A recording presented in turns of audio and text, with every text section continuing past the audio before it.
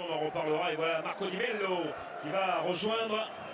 Mais est-ce que ça n'a pas été le début Les ont battu tout simplement les Young Boys de Berne 1-0.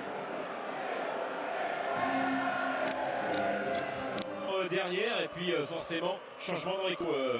On le laisse tranquille pour la sélection de Suède. Voilà, il n'y aura pas de prise de risque totale aussi pour. Allez, coup d'envoi de cette 7e match de la saison.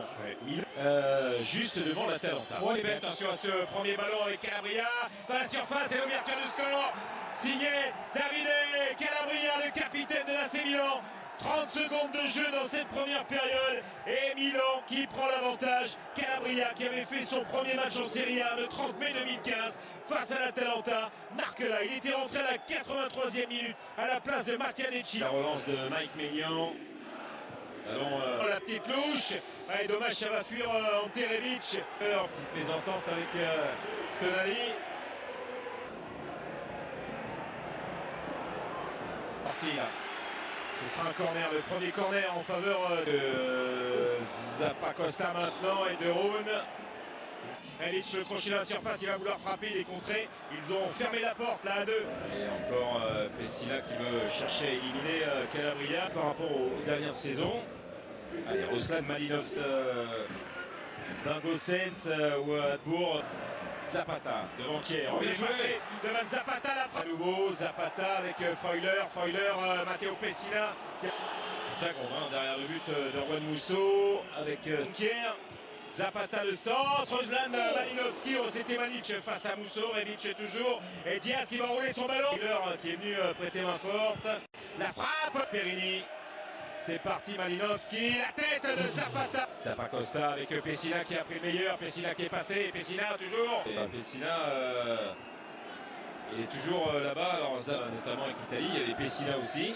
Malheureusement, ça en prend une mauvaise tournure. Devant Tonali et Selmakers, Petzela du bout du pied. Avec Meile qui est recherché de route, ça revient de Zapata. C'est parti Malinovski, ça rentre 1-0. Oh, c'est bien fait. Oui, Rebic.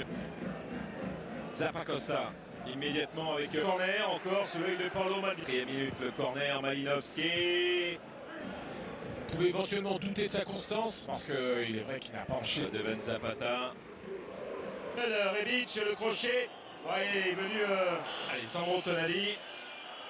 Théo Hernandez, le centre. En la mi-temps, surtout ne pas prendre de but pour les hommes de Pioli. Il va Tonali, il est passé Tonali, Sandro Tonali, oh, et le deuxième, magnifique, Sandro Tonali, et là l'Atalanta qui craque au plus mauvais moment, 2-0 pour l'AC Milan. Tonali a poussé le milieu de terrain de l'Atalanta à la faute, il est parti, et là c'est son 2e but de la saison.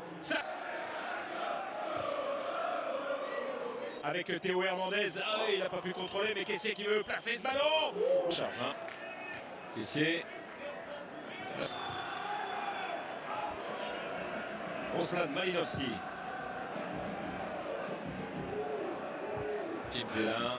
Pulisic est parti s'échauffer. Luis Muriel également. Le Portugais il est passé, il est dans la surface. Dans la finition, Rebic qui va vouloir crocheter, envelopper, frapper. Pour mettre ce ballon, c'est parti à Malinovski. En date des 2019, leur faveur, 4-4 et 7-4. Ouais, ça c'est un bon ballon avec Ilicic à l'Atalanta Bergame. Luis Muriel qui attend ce ballon. Et ça discute sur le banc. Rebic, le centre de Rebic, la tête, magnifique. Allez, Brahim Diaz s'est joué rapidement. Tonali, le centre. Et Léant. Oh, le bon relais avec Calabria et Rebic. Calabria la frappe. Allez, le corner, ça c'est mal frappe. Calabria. Rebic, c'était bien vu. Et Ilicic. C'est Ilicic. Léant qui cherche à fixer. Impeccable avec Selmakers. Oui, ici qui peut frapper, on connaît la qualité, mais il a montré par Selmakers. Tonali, regardez ça encore avec Selmakers. Selmakers ce ballon et il va retrouver. Mais quel but sur ce superbe travail de Théo Hernandez. C'est Léant qui inscrit là son 3e but de la saison en Serie A. Il était brillant face à l'Atlético Madrid. Il aurait pu marquer un but et donner peut-être une ligue. Faire remonter la Juve.